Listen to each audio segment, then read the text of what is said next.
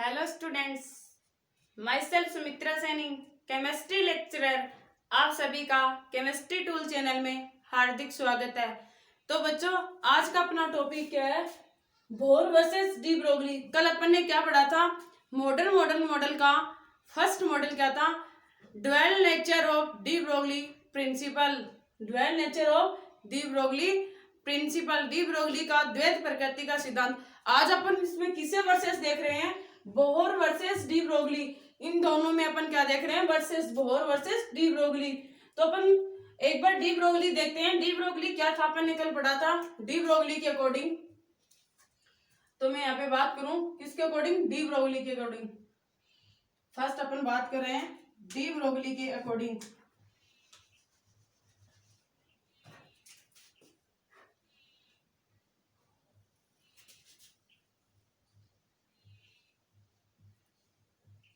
De Broglie के according अपन ने क्या देखा था? डी ब्रोगली के अकॉर्डिंग अपन ने देखा था प्रकाश के, लाइट के कुछ गुणों की व्याख्या वेव नेचर से होती है और कुछ गुणों की व्याख्या पार्टिकल नेचर से होती है। प्रकाश के कुछ गुणों की व्याख्या वेव नेचर से होती है, कणीय प्रकृति, तरंग प्रकृति से होती है, और कुछ गुणों की व्याख्या कण प्रकृति से होती है। ऐसे डी ब्रोगली ने क्या, ये तो किसने बताया था? ड्वेल नेचर ने, द्वैत प्रकृति के बारे में द्वैत प्रकृति ने बताया था। डी ब्रोगली के अकॉर्डिंग क्या था? किसी गतिशील सूक्ष्म कण की कण प्रकृति एंड तरंग प्रकृति से क्या होती है? संबंधित होती है। ये किसने बताया था? डी ब्रोगली ने बताया था। किसी गतिशील मूवेबल पार्टिकल,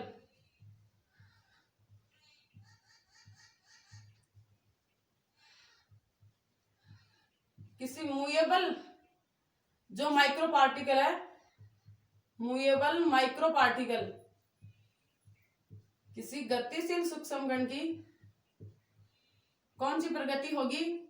कण प्रगति एंड तरंग प्रगति। माइक्रो पार्टिकल से तो कौन सी हो रही है? कण तो होगी और कौन सी होगी? तरंग प्रगति। पार्टिकल नेचर सेकंड कौन सी थी? Wave nature.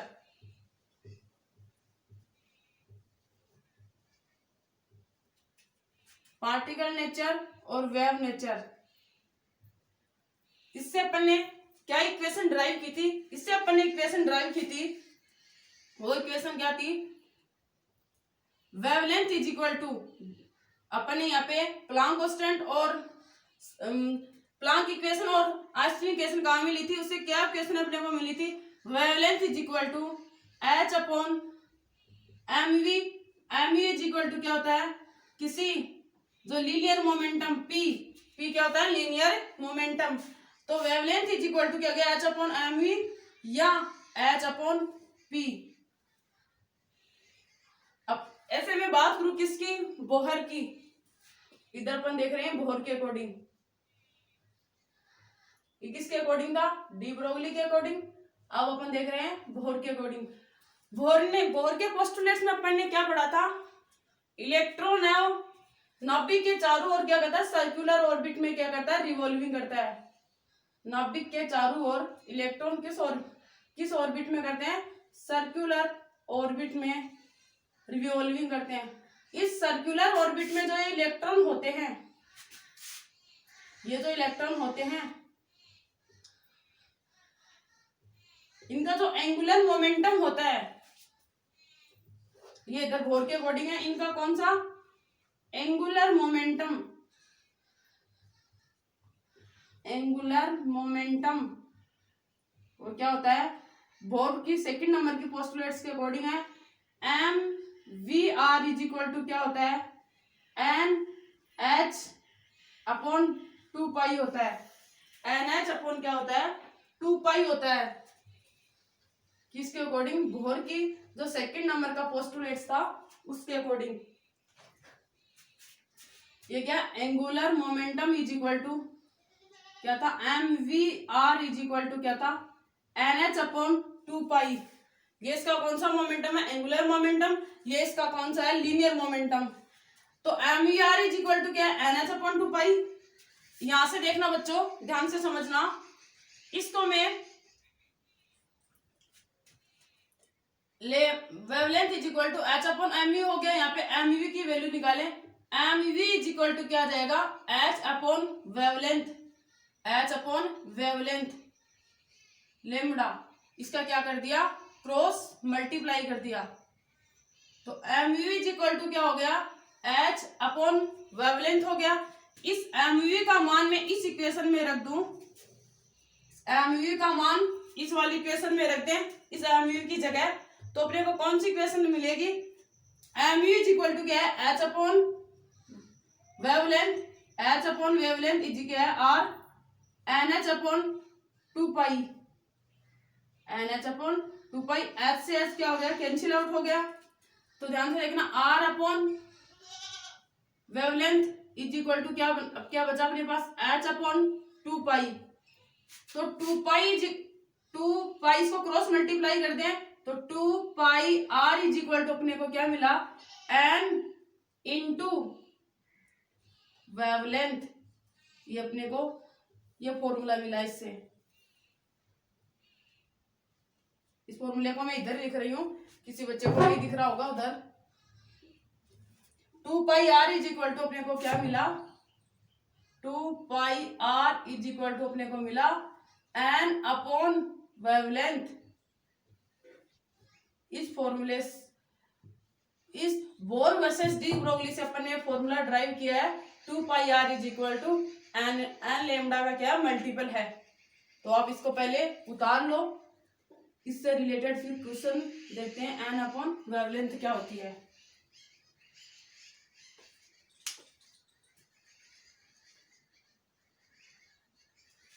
कि किसी बच्चे को अगर नहीं दिख रहा हो पीछे, तो इसको मैंने उधर ऊपर भी लिख दिया है, यहां तक तो सबको दिख रहा होगा। आगे मैंने यहां लिख दिया 2 pi r is equal to n wavelength. इस एम यू का मान मैंने यहां रख दिया। एन यहाँ पे क्या था, इंटीजर नंबर था या shell number, n integral number, integral number, या मैं बोल दूं सेल नंबर था, shell number. N is equal to कितना था, 1 2 से लेकर n is equal to infinity तक था। एन यहाँ पे इंटीग्रल नंबर है या सेल नंबर है। तो आप जो फॉर्मूला अपने ड्राइव किया है इसको आप नोट कर लो। इससे आगे यहाँ पे फॉर्मूला है, मेन फॉर्मूला अपना ये है, 2 pi r is equal to n lambda.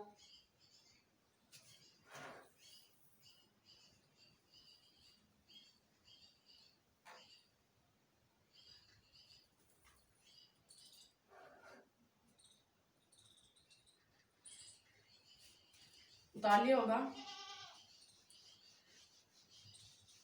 इससे रिलेटेड अपन क्वेश्चन भी सोल्व करेंगे। इससे पहले एक स्टेटमेंट है, वो मैं आपको लिखवा देती हूँ। वो स्टेटमेंट क्या है, किसी अन्वय कोश की परिधि का मान अर्थात उसमें घूमने वाले इलेक्ट्रॉन की डी ब्रोगली तरंग दैर्घ्य के एन के बराबर होती है। अन्वय कोश की परिधि का मान उसमें घूमने वाले इलेक्ट्रॉन की तरंग दैर्घ्य के एन के बराबर होती है। इसका मीन्स क्या है, एक्सप्लेन करती हूँ मैं इस बात को।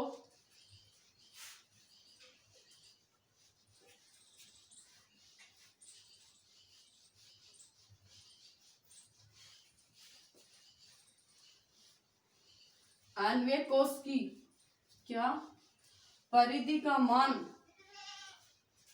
अन्वय कोश की परिधि का मान अर्थात घूमने वाले इलेक्ट्रॉन की तरंग दैर्घ्य जो लेमडा है वो किसके बराबर होती है, एन के बराबर होती है।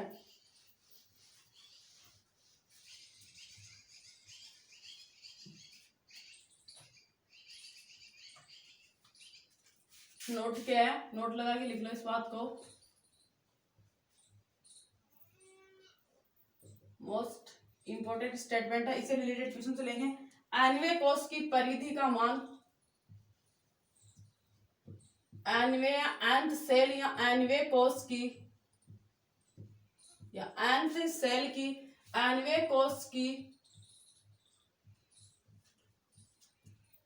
परिधि पेरीफेरी, अन्वय कोश की परिधि का मान nवें कोश की परिधि का मान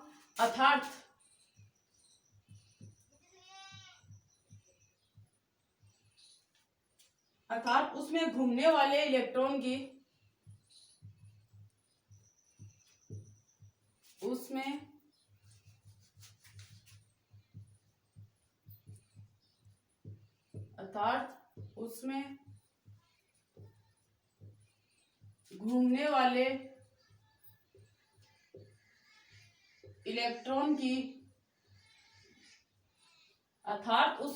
घूमने वाले इलेक्ट्रॉन की डी ब्रोगली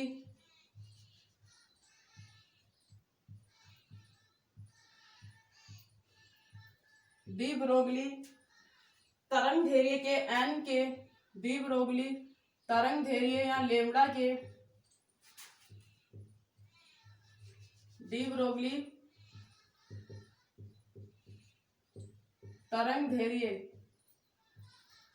या मैं बोल दूं लेमड़ा के n गुना के बराबर होती है, n गुना के बराबर होती है, इक्वल होती है। ये जो मैंने आपको सेंटेंस लिखा है बच्चों, इसको मैं एक्सप्लेन करूंगी, पहले आप इसको उतार लो। इसका मीन्स क्या है? nth सेल की परिधि पेरीफेरी का मान अर्थात उसमें घूमने वाले इलेक्ट्रॉन की डी ब्रोगली तरंग धैर्य के n गुना के बराबर होती है। इसका मीन्स क्या है? आप पहले इसको उतारो, फिर मैं बताऊंगी इसका मीन्स क्या है। nवें कोश की परिधि का मान अर्थात उसमें घूमने वाले इलेक्ट्रॉन की डी ब्रोगली तरंग धैर्य के n गुना के बराबर होती है। इसका मीन्स है, इधर ध्यान से समझना, ये क्या है? इलेक्ट्रॉन है। ये क्या है? इलेक्ट्रॉन। ये इस सर्कुलर ऑर्बिट में क्या लगा रहा है? रिवॉल्विंग कर रहा है। सर्कुलर ऑर्बिट में क्या कर रहा है? ये क्या है? nth सेल, कोई भी सेल हो सकता है। nth सेल, पहले बच्चों इसको समझ लो जिससे सेंटेंस समझ में आएगा। nth सेल है तो मैं यहाँ पे बात करूं, इसकी जो वेवलेंथ है वो कितनी होगी? इसकी वेवलेंथ कितनी होगी? इसकी वेवलेंथ कितनी होगी? तो इसकी वेवलेंथ कितनी होगी? nवें कोश की परिधि का मान अर्थात उसमें घूमने वाले इलेक्ट्रॉन की डी ब्रोगली तरंग धैर्य के n गुना के बराबर होती है। मतलब n का क्या होता है? यहाँ पे मल्टीपल होता है। n का क्या होगा? यहाँ पे मल्टीपल होगा। तो यहाँ पे क्या होगी? n के मल्टीपल होगी। n जितना होगा उसका मल्टीपल होगा कौन? तरंग धैर्य। इसका मीन्स ये है। तो जैसे यहाँ पे एग्जाम्पल की बात करूं, मैंने एग्जाम्पल लिया फर्स्ट। एग्जाम्पल फर्स्ट ध्यान से देखना बच्चों, n इज इक्वल टू 1 ले लें, फर्स्ट ले लेते, अपने को समझ में भी आ जाएगा। ये क्या है? स्नाबिक के चारों ओर ये क्या है? फर्स्ट सेल है। ये क्या है? n is equal to first के लिए लिया है, n is equal to first. इसकी ये इलेक्ट्रॉन है, ये क्या है? इलेक्ट्रॉन है। n is equal to first, n is equal to first है। तो n is equal to first हो गया, n is equal to first है। तो इसकी वेवलेंथ कितनी होगी? इसकी तरंग धैर्य कितनी होगी? इसकी वेवलेंथ कितनी होगी? तो मैंने क्या बताया? nth सेल के n, जो n के क्या होगी? मल्टीपल होगी इसकी तरंग धैर्य। तो यहाँ पे ये रिवॉल्विंग कर रहा है, तो ये कौन से सेल में कर रहा है? n is equal to first, तो अपने फर्स्ट ही लिया। फर्स्ट सेल में क्या कर रहा है? रिवॉल्विंग कर रहा है। तो nवें कोश की परिधि का मान, जो इसकी पेरीफेरी का मान अर्थात उसमें घूमने वाले इलेक्ट्रॉन की डी ब्रोगली तरंग धैर्य के n गुना के बराबर होती है, n गुना के बराबर होती है। तो मैं यहाँ पे n lambda is equal to क्या हो जाएगा? लेमडा इज इक्वल टू क्या है? अपने को n सेल के लिए निकालना है, तो यहाँ पे क्या है? n लेमडा वेवलेंथ निकाल रहे हैं। तो वेवलेंथ इज इक्वल टू कितना नंबर लिया अपन ने? 1 नंबर लिया, तो 1 इंटू वेवलेंथ, तो क्या हो जाएगा? Wavelength is equal to 1 lambda आ जाएगा। Wavelength is equal to 1 lambda आ जाएगा, ये 1 तरंग धैर्य आ जाएगी।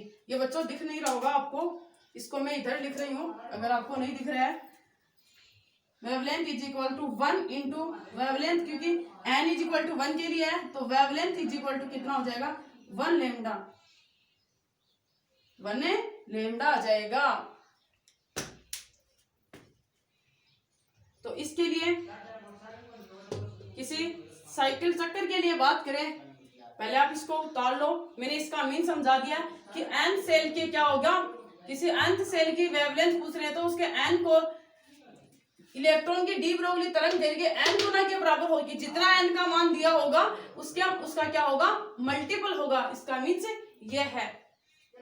पहले आप इसको उतारो, फिर यहाँ पे इसको लिखो, फिर नीचे ये लिखो। मैंने इसका मीन्स बताया इसलिए यहाँ पे उतार दिया। इसको आगे लिख लेते हैं वैसे इसको और भी।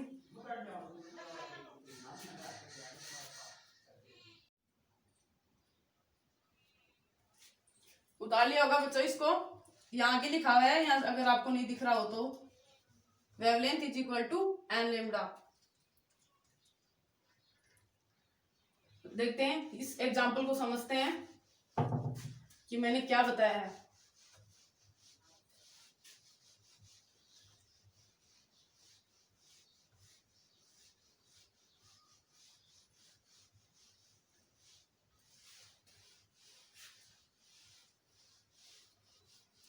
किसी एनवे कोश की जो परिधि है उसमें घूमने वाले इलेक्ट्रॉन की क्या होती है तरंग दैर्घ्य के एन सेल की क्या होती है बराबर होती है।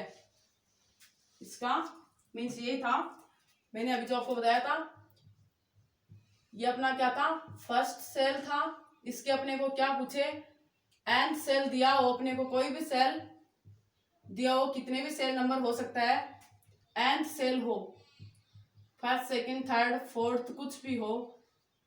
इसके अपने को क्या पूछ रहे वेवलेंथ पूछे, इसकी वेवलेंथ पूछे तो वो किसके बराबर होती है, इसके एन के क्या होती है मल्टीपल होती है।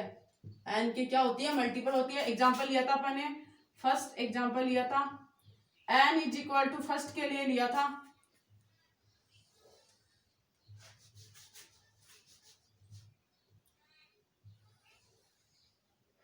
ये अपनी कौन सी थी फर्स्ट नंबर सेल है।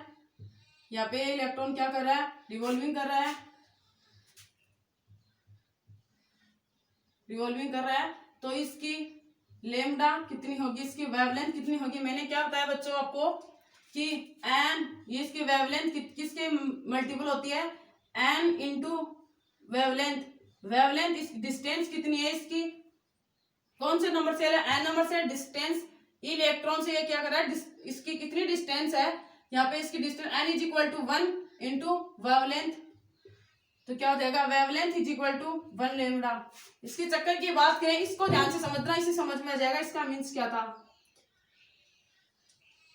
ये मान लो एक चक्कर पूरा कर रहा है,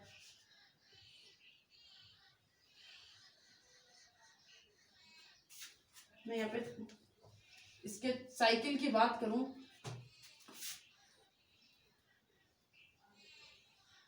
यहाँ पे साइकिल कितना है 1 साइकिल को क्या कर रहा है ये पूरा कर रहा है, 1 साइकिल को पूरा कर रहा है। तो इसकी डिस्टेंस कितनी है लेमडा है, इसकी डिस्टेंस कितनी है लेमडा है। तो एक साइकिल को पूरा कर रहा है, इसको पूरा करने में इसकी डिस्टेंस कितनी है लेमडा है। यहाँ पे एक साइकिल को पूरा कर रहा है तो इसकी जो डिस्टेंस ई है एन इज इक्वल टू कितना माना 1 माना है, तो 1 लेमडा। तो n is equal to 1 into lambda, तो n is equal to 1 lambda हो जाएगा। ऐसे अपन साइकिल की बात करें एन इज इक्वल टू 2, आप इसको पहले उतार लो फिर एन इज इक्वल टू 2 की बात करते हैं। जिस सेल में अगर इलेक्ट्रॉन उपस्थित है उसका क्या होता है मल्टीपल होता है। तो आप इसको उतार लिया होगा। ऐसे में एन इज इक्वल टू किसकी बात करूं 2 की बात करूं, तो किसी एनवे कोश में उपस्थित किसी एनवे कोश की परिधि है, वो उसमें उपस्थित इलेक्ट्रॉन की वेवलेंथ के एन कोश के क्या होती है एनवे कोश के क्या होती है बराबर होती है। सेंटेंस का हमें समझ गए होंगे आप। किसी एनवे कोश की परिधि का मान उसमें घूमने वाले जो इलेक्ट्रॉन हैं उनकी तरंग दैर्घ्य के एन के बराबर होती है, उनकी मतलब एन की क्या होती है मल्टीपल होती है। मैं एन इज इक्वल टू यहाँ पे 2 की बात करूं, n is equal to 2, n is equal to 3, कुछ भी ले सकते हैं। n इज इक्वल टू समझने के लिए एक बार 2 ले लेते हैं।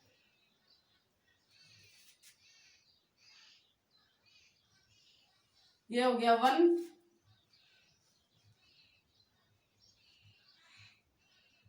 ये अपना 1, ये अपना 2, ये अपना इसको पूरा करने में कितना लगा अपने को, यहां से लेके यहां तक क्या हो गया 1 लेमडा। इसकी डिस्टेंस कितनी है लेमडा। इसके इधर की बात करें तो ये भी कितनी है 1 लेमडा। इधर से लेके यहाँ तक का साइकिल को पूरा करने में कितना इसकी डिस्टेंस है लेमडा। तो अपन वेवलेंथ निकाले, wavelength is equal to n is equal to 2 की बात करें तो एन इंटू वेवलेंथ, एन के क्या होता है मल्टीपल होता है। Wavelength is equal to n का मान कितना है 1 लेमडा। 1 कितना हो गया 2, वैसे भी यहाँ पे 2 ही है तो 2 वेवलेंथ, तो वेवलेंथ इज इक्वल टू क्या हो गया 2 लेमडा। ऐसे इसको मैंने क्या एन के क्या होता है मल्टीपल होता है, इसकी डिस्टेंस क्या है एन की क्या है मल्टीपल है। तो अगर क्वेश्चन में अगर सेल की बात करें, क्वेश्चन में किसकी बात करें सेल की बात करें, तो अपन सेल्स के लिए भी देखेंगे ये क्या होना नॉन इंटीजर नंबर नहीं होता है। अब मैं चलो ये तो इंटीजर नंबर था, n is equal to 1 2 3 integer number है। अगर नॉन इंटीजर नंबर की बात करें, नॉन इंटीजर नंबर मतलब 1 इज इक्वल टू 2.5 ले लें, 1 इज इक्वल टू 2.5 ले लें तो ध्यान से देखना ये अपना नाभिक, ये इसकी तो डिस्टेंस है वो कितनी है 2.5 है। 2.5 अपन ने यहाँ पे इसको माना है। वैसे तो नॉन इंटीजर नंबर है, नॉन इंटीजर नंबर के लिए एग्जिस्ट नहीं करता है, फिर भी अपन देख लेते हैं। तो ध्यान से देखना बच्चों, नॉन इंटीजर नंबर के लिए अपन अप्लाई करते हैं। n इज इक्वल टू मैंने कहता है इंटीजर नंबर है, ये यहाँ तक चक्कर पूरा करने में कितनी वेवलेंथ 1,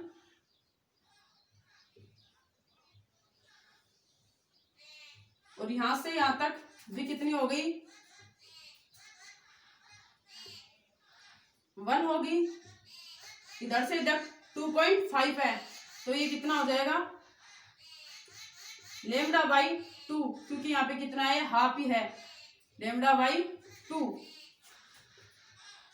इस यहां से यहाँ तक एक चक्कर पूरा किया तो इसकी डिस्टेंस 1 लेमडा, यहाँ से यहाँ तक पूरा किया तो 1 लेमडा एक और होगी तो 1 1 2 हो गया, और यहाँ से हाफ किया तो कितना हो गया 1 1 2 2.5।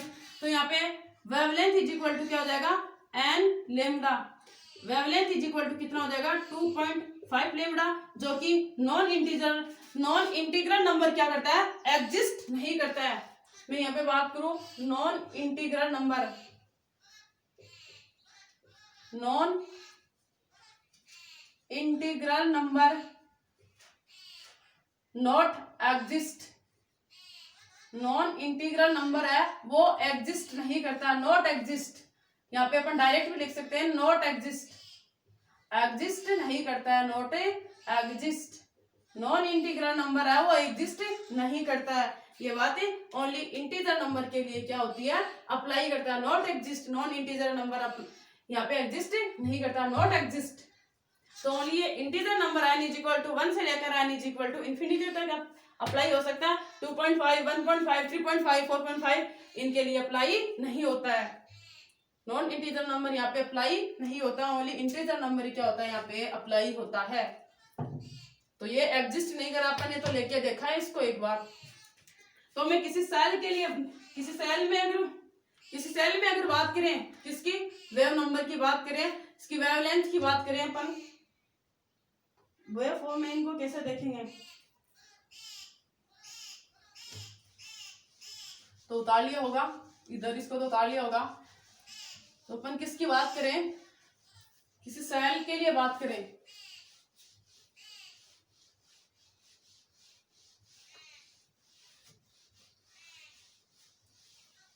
समझ में तो आ रहा है क्या बच्चों। ये ओनली इंटीजर नंबर के लिए क्या होता है अप्लाई होता है, नॉन इंटीजर नंबर के लिए अप्लाई नहीं होता है। किसी न्यूक्लियस के चारों ओर अपन किसकी बात करेंगे सेल की बात करें तो उनमें अपन क्या देखेंगे वेवलेंथ देखते हैं।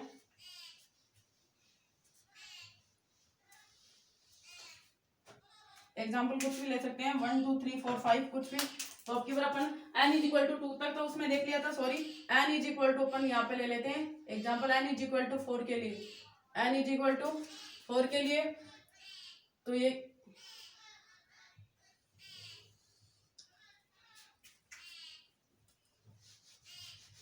छोटा सर्कल बनाते हैं जिससे अच्छे से समझ में आ जाएगा।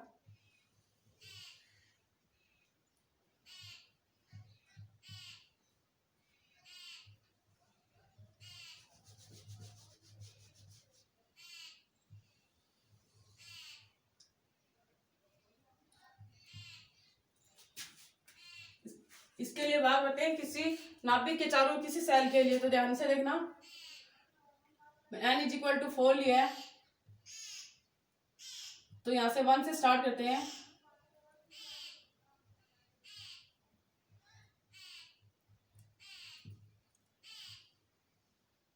ये क्या हो गया 1, तो यहाँ पे 1 लेमडा, 1 लेमडा हो गया।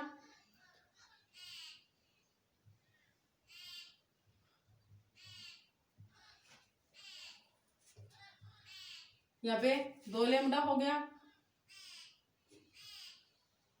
यहाँ पे 3 लेमडा हो गया,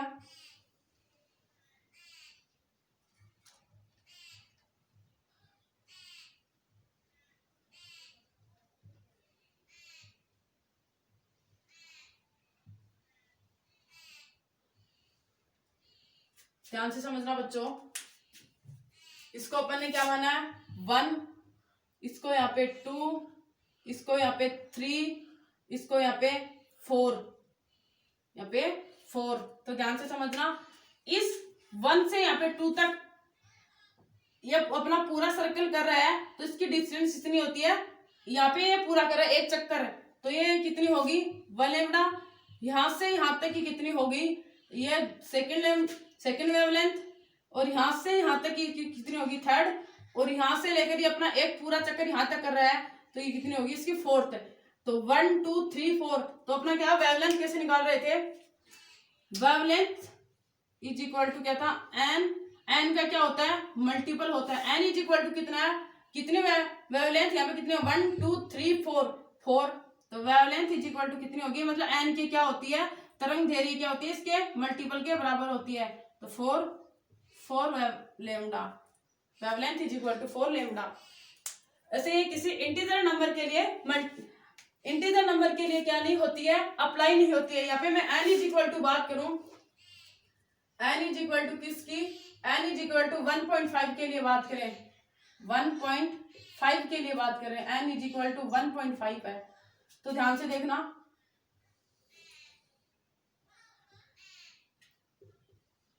यहां से स्टार्ट करूं मैं, ये एग्जिस्ट नहीं करेगी, पर एग्जाम्पल के लिए अपन देख लेते हैं। इसको मैंने 1 दिया, तो ये अपना चक्कर पूरा करने में यहाँ तक इसकी वेवलेंथ 1 होगी, क्योंकि अपना एक साइकिल पूरा कर रहा है। कितने के लिए 1.5 के लिए, तो यहाँ तक हो गया 1.5। तो ये कितना हो गया, यहाँ से यहाँ तक कितना हो गया 1, और ये कितना हो गया इसका हाफ लेमडा बाई 2, ओनली किसके लिए 1/2 के लिए। तो यहाँ से इसको मिलाएंगे तो ये हो जाएगा, ये चक्कर पूरा करने में कितना आया 1 लेमडा, और ये हाफ ही पूरा करा तो लेमडा बाई 2, तो 1 और 0.5, तो कितना हो जाएगा wavelength is equal to n lambda, wavelength is equal to कितना हो जाएगा 1.5 लेमडा, 1.5 लेमडा, 1.5, क्योंकि यहाँ पे इसका 1 और ये 0.5, तो 1.5, जो कि क्या है not exist. Only integer number क्या करता है एग्जिस्ट करता है, नॉन इंटीजर नंबर क्या करता है एग्जिस्ट नहीं करता। तो ध्यान से देखो बच्चों, एग्जिस्ट नहीं कर रहा है तभी तो ऐसा बन रहा है, अगर एग्जिस्ट करता तो ऐसा बनता। तो यहाँ पे क्या है, ये नॉट एग्जिस्ट, ये एग्जिस्ट नहीं करता, ओनली इंटीजर नंबर है वो एग्जिस्ट करता है। तो इसका मीन्स क्या था, मैंने अभी वो आपको सेंटेंस लिखाया था, किसी एनवे कोष की परिधि का मान किसी एनवे कोष की पेरीफेरी का मान है, वो उसमें घूमने वाले इलेक्ट्रॉन की तरंग दैर्घ्य के एन सेल के बराबर होती है, मतलब nth के क्या होती है बराबर होती है। तो यहाँ पे देखना nth के क्या हो रही है बराबर हो रही है। पहले आप इसको उतार लो, अब इससे रिलेटेड अपन क्वेश्चन लेते हैं। पहले वो क्वेश्चन लेते हैं जो एग्जाम में आया हुआ है।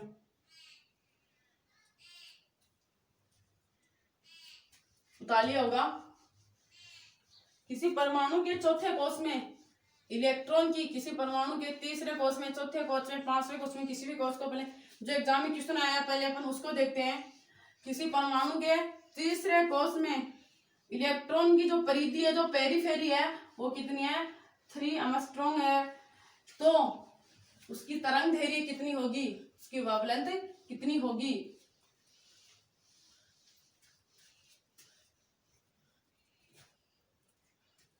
क्वेश्चन नंबर फर्स्ट है, किसी परमाणु के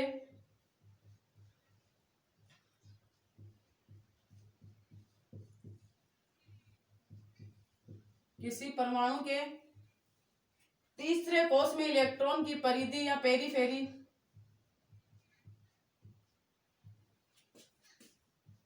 तीसरे कोष में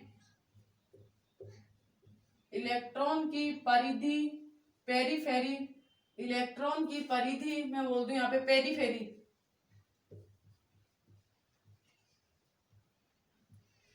परिधि 3 एंगस्ट्रॉम है। तो ये क्वेश्चन मोस्ट इंपॉर्टेंट क्वेश्चन है, एग्जाम में पूछा हुआ है क्वेश्चन को। पेरीफेरी, किसी परमाणु के तीसरे कोष में इलेक्ट्रॉन की परिधि जो पेरीफेरी है वो 3 एंगस्ट्रॉम है।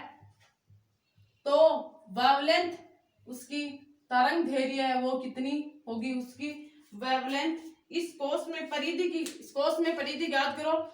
यहाँ इस कोष में परिधि 3 एंगस्ट्रॉम है, तो इस कोष की परिधि ज्ञात करो। किसी परमाणु के तीसरे कोष में इलेक्ट्रॉन की तरंग दैर्घ्य देते अपने को, परिधि ना देखे, पहले तरंग दैर्घ्य दी है। तरंग दैर्घ्य 4 एंगस्ट्रॉम है। किसी परमाणु के तीसरे कोष में इलेक्ट्रॉन की तरंग दैर्घ्य जो परिधि है, तरंग दैर्घ्य वो कितनी है? 3 एंगस्ट्रॉम है। मैं यहाँ पे किसकी बात करूं? लैम्डा की।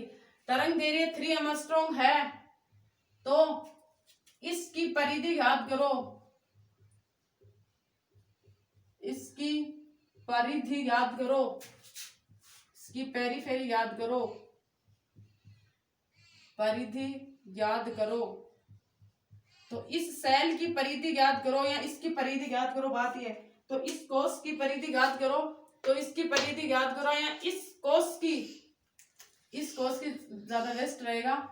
तो इस कोष की परिधि ज्ञात करो। किसी परमाणु के तीसरे कोष में इलेक्ट्रॉन की तरंग दैर्घ्य जो लैम्डा वो कितनी है? 3 एंगस्ट्रॉम है। तो 3 एंगस्ट्रॉम है, तो इस कोष की परिधि ज्ञात करो। तरंग दैर्घ्य कितनी है? 3 एंगस्ट्रॉम है।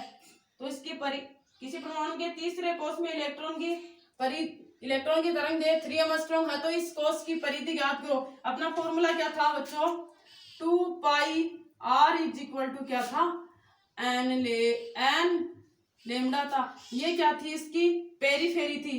इसकी क्या थी? परिधि थी। ये इसकी क्या थी? परिधि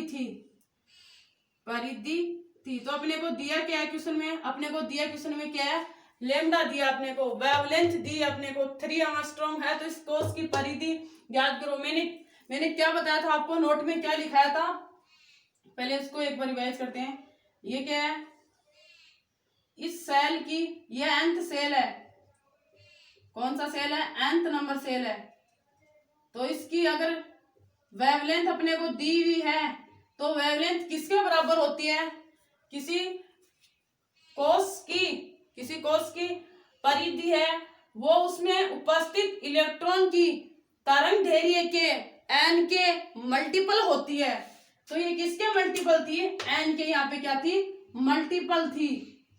n की क्या थी? यहाँ पे ये मल्टीपल थी। जितनी वेवलेंथ है उतनी n की क्या थी? मल्टीपल है। तो तरंग दैर्घ्य अपने को 3 एंगस्ट्रॉम दी है, तो इस कोष की क्या होगी?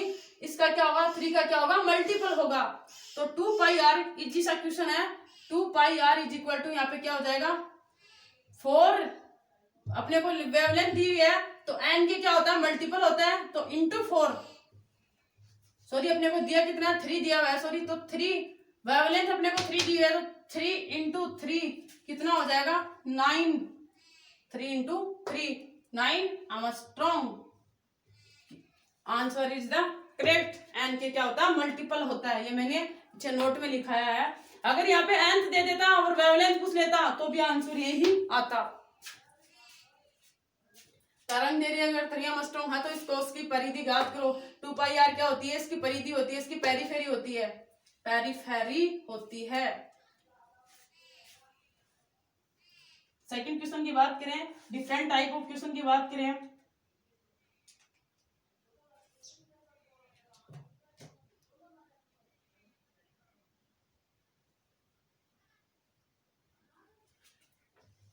सेकंड क्वेश्चन की बात करूं, different type of question.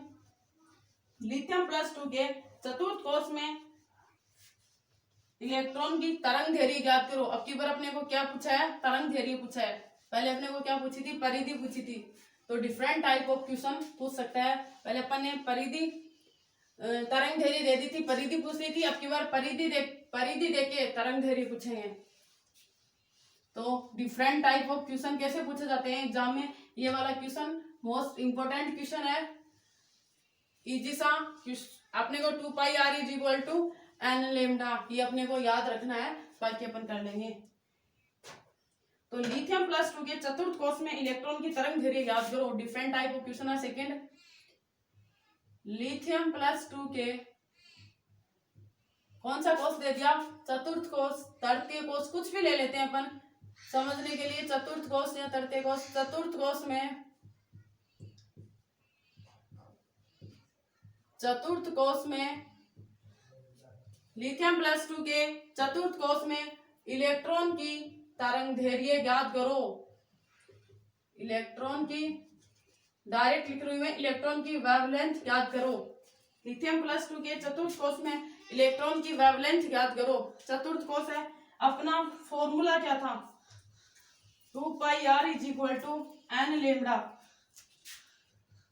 Formula था अपना 2 pi r is equal to n lambda, ये अपना फॉर्मूला था। बच्चों पहले इसको आप खुद सोल्व करने की सोचो कि अपने से सोल्व होता है क्या। 2 pi r is equal to n lambda, ये अपना फॉर्मूला। इसमें मैं क्या रखूं जिससे इसकी वेवलेंथ आ जाए। लिथियम प्लस 2 के चतुर्थ कोष में सोचो एक बार आप इस क्वेश्चन को। मैंने रेडियस क्या बताई थी, किसी सेल की रेडियस कैसे निकाले जाते हैं, किसी सेल की रेडियस निकालते हैं, radius is equal to 0.529 into n square upon Z. इसमें थी एंगस्ट्रॉम में। तो मैं किसके लिए, लिथियम प्लस 2 के चतुर्थ कोष में इलेक्ट्रॉन की वेवलेंथ ज्ञात करो। Radius is equal to 0.529 into n square upon Z. किसके लिए पूछ रहा है, लिथियम प्लस 2 के लिए पूछ रहा है। तो 2 पाई, ये फॉर्मूला अपने को काम में लेंगे तभी क्वेश्चन इजीली सोल्व होगा। Lithium plus 2 is equal to radius का फॉर्मूला यहाँ पे मैं पुटअप करूं, एन लेमडा हो गया। इसको मैं सोल्व करूं तो 2 इंटू पाई, रेडियस का क्या है 0.529 इंटू एन स्क्वायर। कौन से नंबर सेल दिया अपने को, चतुर्थ सेल दिया हुआ है। तो 4 का क्या हो जाएगा स्क्वायर, 4 का स्क्वायर कितना होता है 16 होता है बच्चों। 4 का स्क्वायर यहाँ पे 4 स्क्वायर, तो 4 का स्क्वायर सीधा मैं डायरेक्ट लिख लूं 16 जेड। लिथियम का परमाणु क्रमांक कितना होता है, हाइड्रोजन का 1, हीलियम का 2, लिथियम का 3 is equal to n lambda. N कौन सा सेल दिया आपने को, चतुर्थ सेल, तो 3 लेमडा हो जाएगा। यहाँ पे 3 लेमडा हो गया। तो ध्यान से देखना, चतुर्थ कोष दिया तो सॉरी 4th लेमडा होगा यहाँ पे। तो 4 चौक 16, इसको अपन सोल्व कर सकते हैं। तो 2 इंटू पाई, अपन क्या निकाल रहे हैं, वेवलेंथ निकाल रहे हैं। तो wavelength is equal to 2 into pi into 0.529 into 4/3। आप इसको सोल्व कर लेना, जो भी वैल्यू आएगी वो किस में आएगी, एंगस्ट्रॉम में आएगी। मैंने इसको सोल्व कैसे कर, एग्जाम में डिफरेंट टाइप ऑफ क्वेश्चन कैसे पूछते हैं उसका तरीका बता दे, इसे इसको सोल्व करते हैं। तो वेवलेंथ यहाँ पे निकाल ली, कितनी आ गई, wavelength is equal to 2 wavelength आप निकाले ना, जो भी वैल्यू आएगी वो किसमें आएगी, एंगस्ट्रॉम में आएगी। अब थर्ड क्वेश्चन देते हैं, डिफरेंट टाइप ऑफ क्वेश्चन।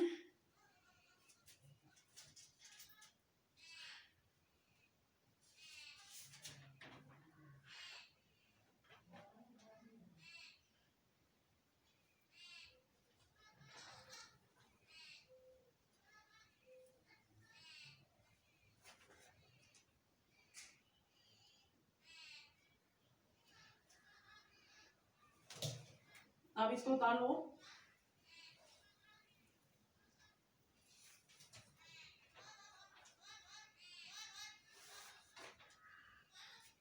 उतार लिया होगा।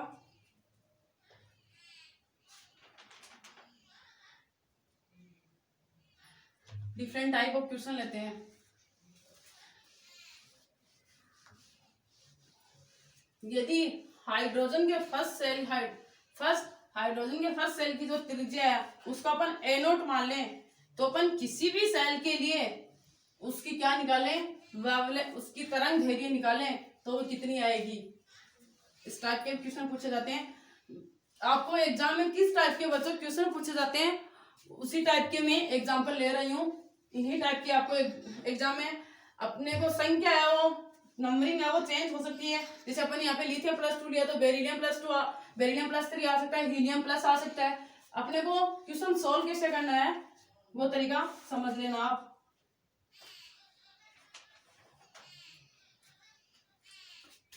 क्वेश्चन नेक्स्ट, यदि हाइड्रोजन के जो फर्स्ट सेल की त्रिज्या है वो कितनी है, ए नोट है। हाइड्रोजन के जो फर्स्ट सेल की त्रिज्या अगर ए नोट है तो बेरिलियम +3 के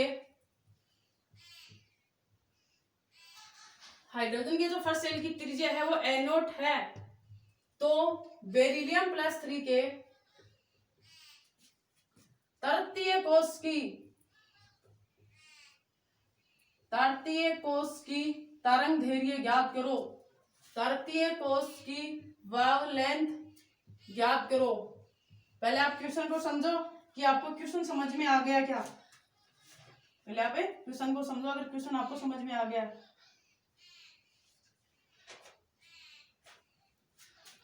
समझ में आ गया बच्चों क्वेश्चन। क्वेश्चन ये है, आंसर स्टार्ट करते हैं अपन। यदि R1 हाइड्रोजन त्रिज्या कैसे निकालते हैं, त्रिज्या अपनी क्या होती है 0.529 इंटू n² अपॉन क्या था Z था। तो R is equal to R1 hydrogen के फर्स्ट सेल की बात करूं तो 0.529 n²। हाइड्रोजन के फर्स्ट सेल की पूछे तो 1 इंटू 1 क्या हो जाएगा 1 हो जाएगा। इसका मान कितना दिया है इसने, इसको ए नोट माना है। इसको क्या माना है इसने, ए नोट माना है। तो ध्यान से समझना, इसको यहाँ पे सोल्व कर रहे हैं। तो बेरिलियम +3 के तृतीय कोष की वेवलेंथ ज्ञात करो। तो 2πr इज इक्वल टू क्या होता है n लेमडा होता है। 2πr is equal to n lambda होता है। तो 2 इंटू पाई का मान आप लिख लेना डायरेक्ट, मैं पाई लिख रही हूं, इंटू r 0.529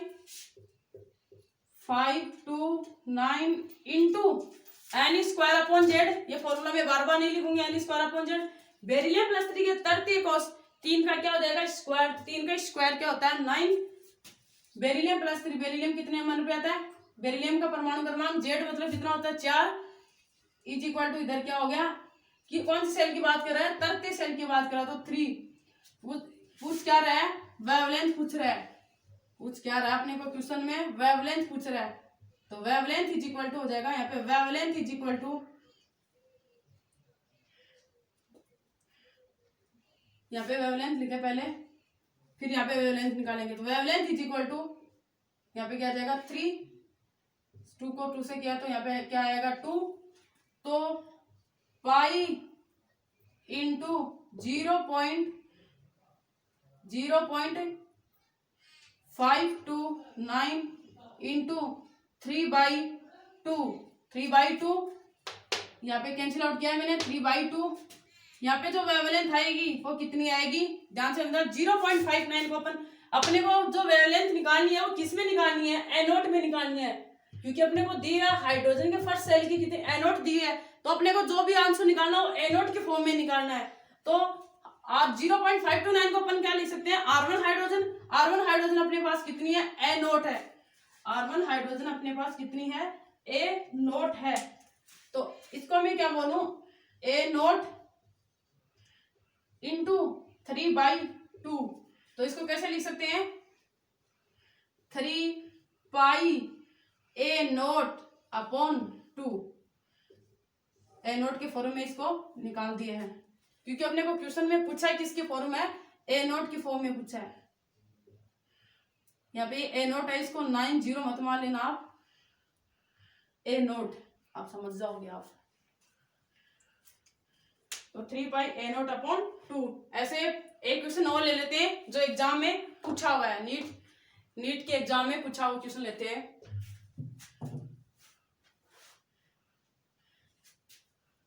उतार लो बच्चों, आप लास्ट क्वेश्चन है, ध्यान से समझना बच्चों,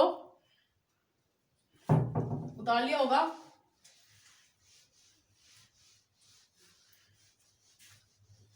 लास्ट क्वेश्चन है, इसको आप ध्यान से समझना, वो क्वेश्चन क्या है, इजी सा क्वेश्चन है, इतना हार्ड क्वेश्चन नहीं है।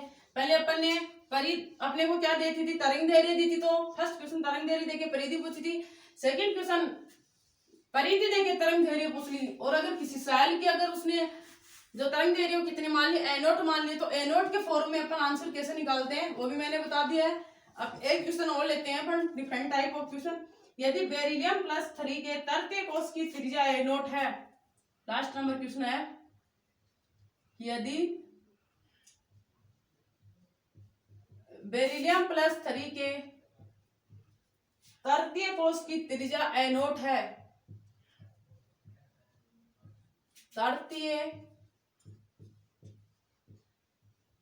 तृतीय कोश की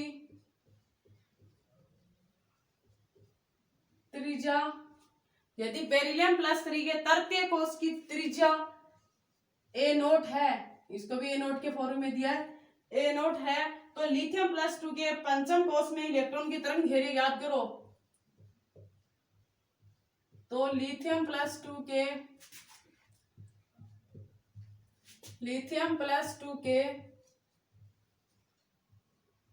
पंचम कोश में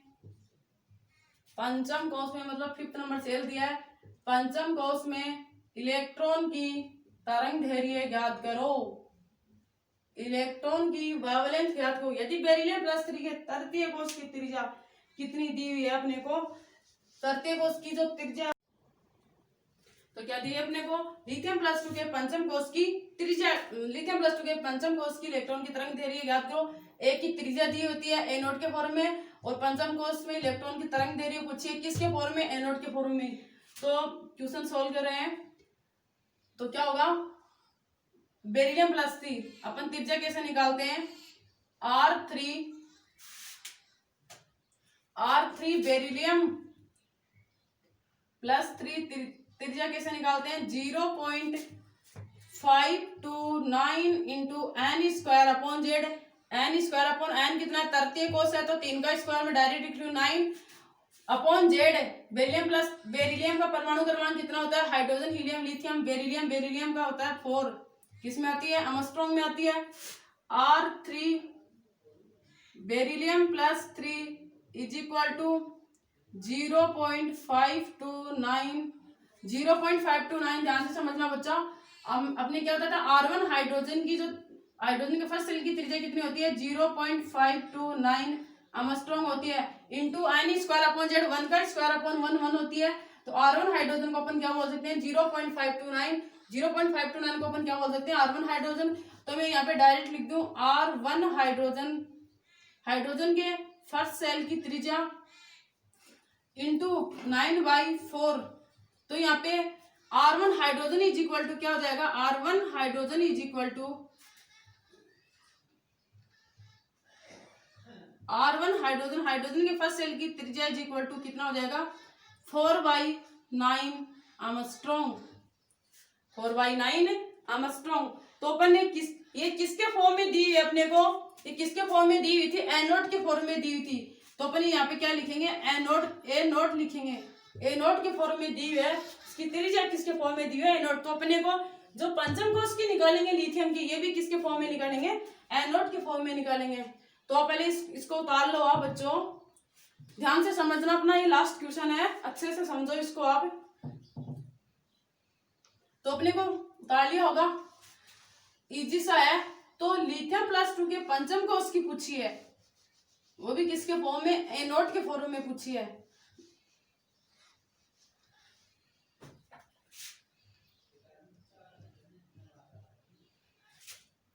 तो ध्यान से समझना आगे इसको, लिथियम पंचम कोष की क्या निकालनी है अपने को, परिधि निकालनी है। परिधि का फॉर्मूला क्या है, 2πr = n लैम्डा। तो 2 × पाई इंटू आर, कौन से पंचम कोष की त्रिज्या है, लिथियम +2 के, लिथियम +2 के लिए तो मैं डायरेक्ट लिख दूं त्रिज्या 0.529 इंटू, यहाँ पे लिख सकते हैं अपन लिथियम +2, लिथियम +2 त्रिज्या किसके लिए, लिथियम +2 के लिए 0.529 इंटू n² पंचम कोष के लिए तो 25 अपॉन लिथियम का परमाणु क्रमांक कितना होता है 3, ये वैल्यू किस में आती है, एंगस्ट्रॉम में आती है। तो 0.529 को अपन क्या लिख सकते हैं, R1 हाइड्रोजन, R1 हाइड्रोजन का मान कितना है 4/9 है। तो मैं इसको क्या लिखूं,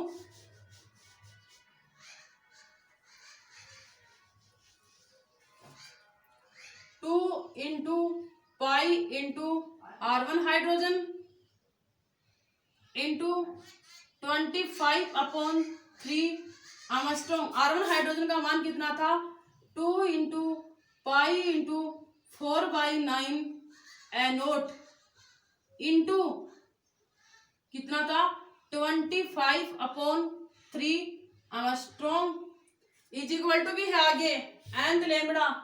एन लैम्डा कौन से सेल की दी है, आप 5th नंबर सेल की दी हुई है।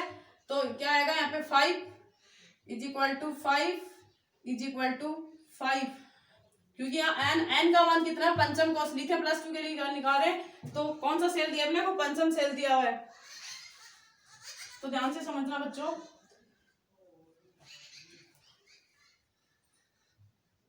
वेवलेंथ भी तो आएगा साथ में। तो यहाँ पे मैं करूँ कैंसिल आउट, 5 यहाँ पे हो जाएगा, 5 को 4 से मल्टीप्लाई किया तो कितना आया अपने पास, 5 को 4 से किया तो 20 को 2 से किया तो 40। तो वेवलेंथ = इसको मतलब ये तो बताया आगे, इसके आगे ये वेवलेंथ = 40 पाई एनोट अपॉन 9327 इसमें ये वेवलेंथ = ये आया अपने पास वेवलेंथ = आंसर करेक्ट 40 पाई एनोट अपॉन 27। इसको अपन ने एनोट के फॉर्म में निकाल दिया है।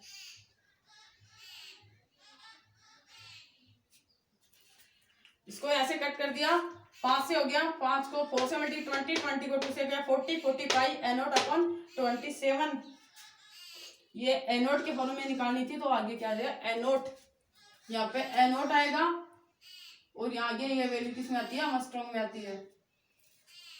तो बच्चों उतार लो आप इसको, आराम से उतारो, कोई दिक्कत नहीं है, क्वेश्चन समझ में आना चाहिए। तो अपन ने क्या देखा, बोर वर्सेस डी ब्रोगली। आज तो यहीं तक कंटेंट है, नेक्स्ट लेक्चर में देखेंगे। अगर ये लेक्चर आपको अच्छा लगा तो प्लीज चैनल को लाइक एंड सब्सक्राइब जरूर करें एंड बेल आइकन बटन को जरूर दबाइए, जिससे आने वाले जो आपको वीडियोज हैं वो सभी मिल जाएंगे, जिससे आपके कोई भी क्लास मिस नहीं होगी। थैंक यू बच्चों।